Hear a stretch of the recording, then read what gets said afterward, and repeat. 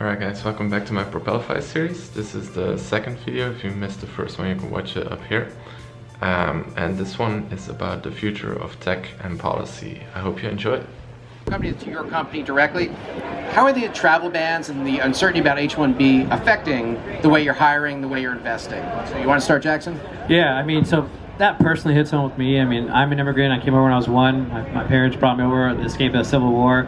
Our founder's an immigrant, came over from Taiwan when he was 1. Half the C-suite and co-founders are also immigrants. So as a company, that's just a really close topic to us.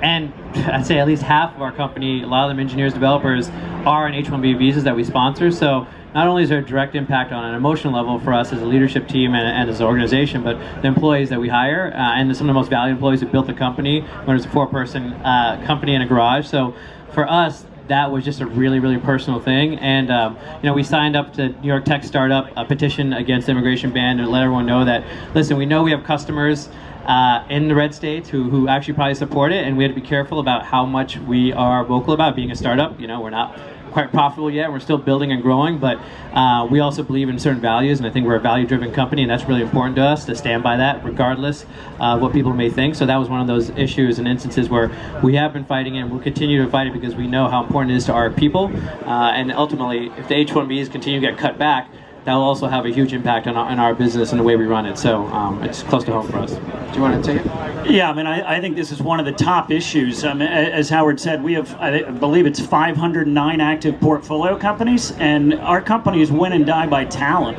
And so this is a very significant issue. We have plenty of companies that simply can't hire enough talented engineers. What frustrates me is it's not just the short-term issue. I really also worry about the longer-term implications. You think about what drove the Valley or what drives an ecosystem like what we're enjoying here in Hoboken. It's the energy, and this is a place where entrepreneurs they know they can come and they thrive. I worry with these changes in policies, other countries are going to step up. I don't know if it's going to be Toronto with artificial intelligence, or I would have said London pre-Brexit, but you know, we don't have the birthright of all the best entrepreneurs in the world. And so we need to be very careful. It might be 5-10 years down the road where we feel that impact, but that's, I think, a very legitimate concern. Do you want to talk about how the Tech Alliance is thinking about this? I completely agree with the fact that it has huge impact on the tech community, but I think it's actually more dangerous to our democracy and in immigration as being rewritten the way some people like Trump and others have talked about. To me, is like rewriting the DNA of our entire country. There's no country in the world, I think, except for maybe Singapore, where they've basically started a new country by inviting people from everywhere else in the world to come. And if you basically now stop allowing people from all around the world, you're basically rewriting the story of America. And I think it has much deeper implications than just the tech industry. It's actually a values issue for our entire country. But I will tell you one quick story about the empathy that exists in the New York tech community around this issue. There was a hackathon right after the Muslim ban, and a couple of kids came together and created this fantastic app. It's called Border Buddy. Border Buddy. And the way it works is that if you're coming to the United States and you're not sure that the United States will let you in, you register your flights with Border Buddy. They track your flights, and within 2 hours after landing, if you have not text messaged them, they send a lawyer to the airport looking for you. Wow. That's pretty incredible. So check them out. They exist, and we need more and more examples of that where people are fighting not just policies, but actually building mechanisms to resist these policies. I would also say, not to make this an advocacy thing, but like that this is the DNA of this administration to have one thing happen and then distract you over here with another thing. So remember how hot the topic was in that first couple of weeks? Now it's a forgotten topic. No one's talking about it, right? Everyone's talking about Russia and Comey, and I think this is really important. If you guys believe in this and believe in fighting for this, like to his point, we need to keep it alive and keep it relevant for people, because it has now become a topic that is like the 5th or 6th headline in the last 2 months, and it will continue to be the issue until something else happens. So that's also important for us to keep that top. You mentioned a petition. Is there some place where people can find this online? Well, we are partners with the ACLU, so a lot of us have donated individually to the ACLU, and they've been really fighting that cause. You can actually do an auto subscription to it every month.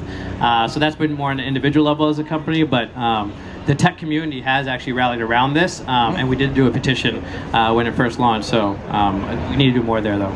And the National Venture Capital Association also has been very active on the immigration front. And a lot of what we're trying to do is educate Capitol Hill on the kind of the job engine that immigration drives. And I think it's a narrative that unfortunately is getting lost in middle America.